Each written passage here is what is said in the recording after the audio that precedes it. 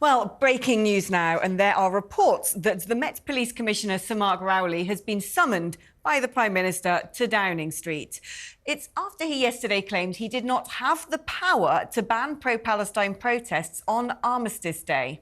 According to police, a ban can only be introduced if intelligence suggests a serious threat of disorder.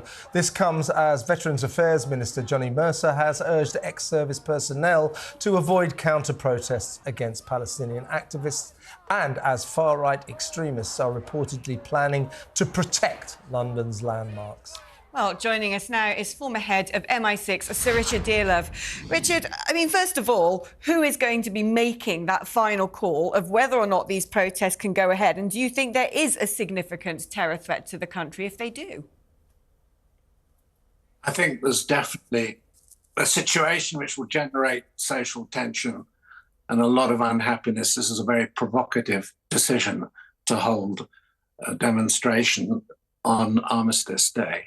But the ultimate responsibility belongs to the Met Commissioner.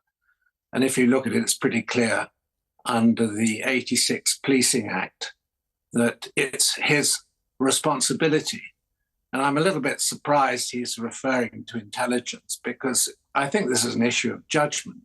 And if you read between the lines of the Act, maybe one's not allowed to do that, but one should.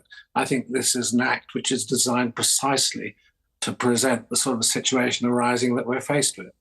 Yeah, and this is the situation, isn't it, Richard, that in reality the process is this. If a police chief of a city, in this case the Met Police Chief, Sir Mark Rowley, considers there's a threat to public safety, a threat to public order, then technically he has to apply to the Home Secretary for permission to call a march or a protest off. I mean, in reality, once a police chief has decided, yes, this is a threat to public safety, the Home Office aren't going to turn him down, are they?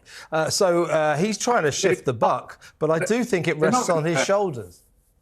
It's actually a police responsibility. Yes. You know, we have a tradition of local policing in the UK. Policing isn't centralised, so it's the responsibility of the local chief constable. Obviously, it has to be signed off. It's like a warranting situation, if you wish. But the Home Secretary does have the power, I think, under the Policing Act of 1996, to overrule a chief constable.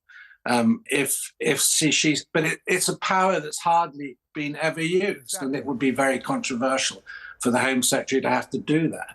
I mean, I go back to the point I made earlier. I think this is an issue of judgment rather than intelligence. And we have a very potent and unhappy situation. A lot of people are going to be very, very, very upset if this Palestinian protest goes ahead on Armistice Day. How much do you think these marches are being hijacked by people who do have some pretty serious intent to cause harm?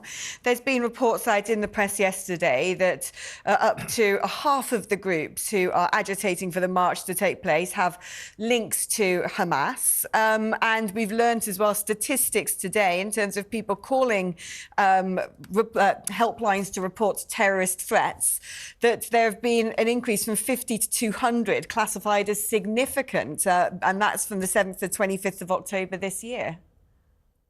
Look, there are always dangers that these marches, which may be organised initially by people of good intent, are then infiltrated and hijacked by groups who have a completely different agenda.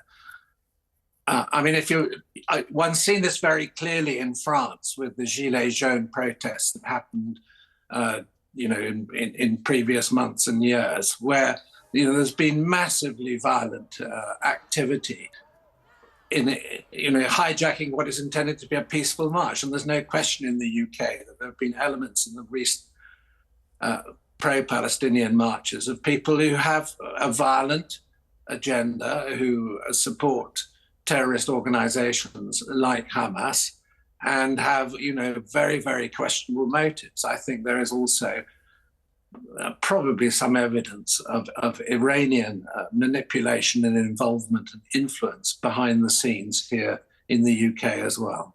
As a former intelligence chief, you'll have some idea of these kind of protests, what's behind them. Now, I've been to a couple of them to have a look, and well, actually, that's not true. I just got caught up in them, but I did spend a lot of time looking at them, and they're strange. I mean, they're very anti-Israeli. They're also very anti-British, even though the vast majority of people taking part are clearly British. As a former intelligence chief, what are you making of these marches? And perhaps, you know, as a citizen or as an expert in the field, do you think that Mark Rowley should call Saturday's march off? Well, to answer your last question first, he should definitely call it off.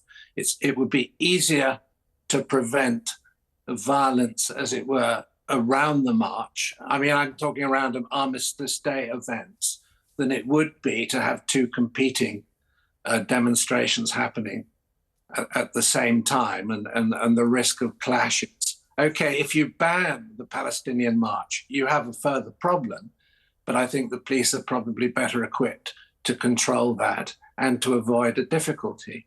But there's no question that you'll have some very undesirable radical elements, which unfortunately are more prominent in the UK than they used to be. And I think many of us are sort of puzzled and taken aback by the apparent lack of understanding of this very complex issue between Israel and Palestine.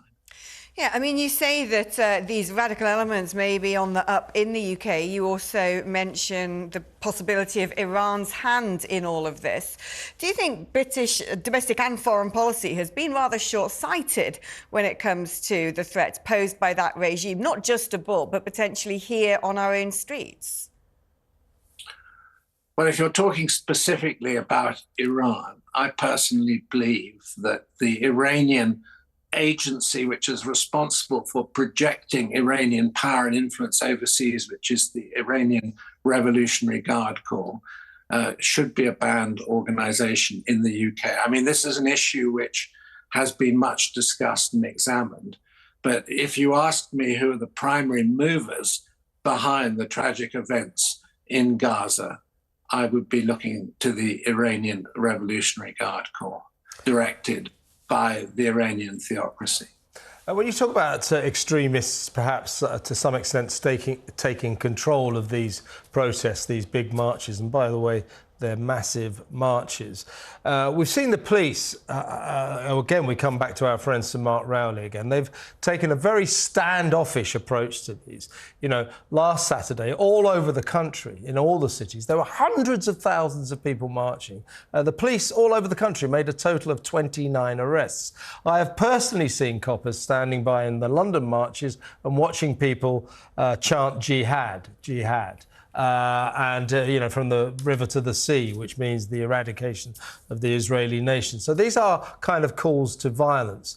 Now, it's very difficult to police these events, obviously, and you understand a police chief that doesn't want to inflame an already tense situation and cause you know, the whole thing to run out of control. But, you know, should the police be getting in there and saying, well, look, you can't do that. You can't chant for jihad. In other words, should they be nipping some of this extremist stuff in the bud? Well, technically, it should be. That is the law. And I think, you know, the challenge of doing it effectively is very difficult. But the problem of difficulty shouldn't prevent the attempt to stop it. And I think, you know, we have some worrying social phenomenon on our hands, which we need to think very carefully about in the future. I mean, it's my understanding that if you take the situation in France, the French government have actually banned all pro-Palestinian marches because of the problems of policing them and making a separation between those who are radical and extremist and are up to making trouble and those who are genuine protesters who have, you know, who wish to express their concern over the violation of human rights. But I mean, the French have just issued a blanket ban, if my information is correct. Yeah, and perhaps this is something that we'll be learning more about in the future as the head of the Met Police meets with Rishi Sunak in 10 Downing Street as we speak. Well, thank you, Sir Richard Dearlove.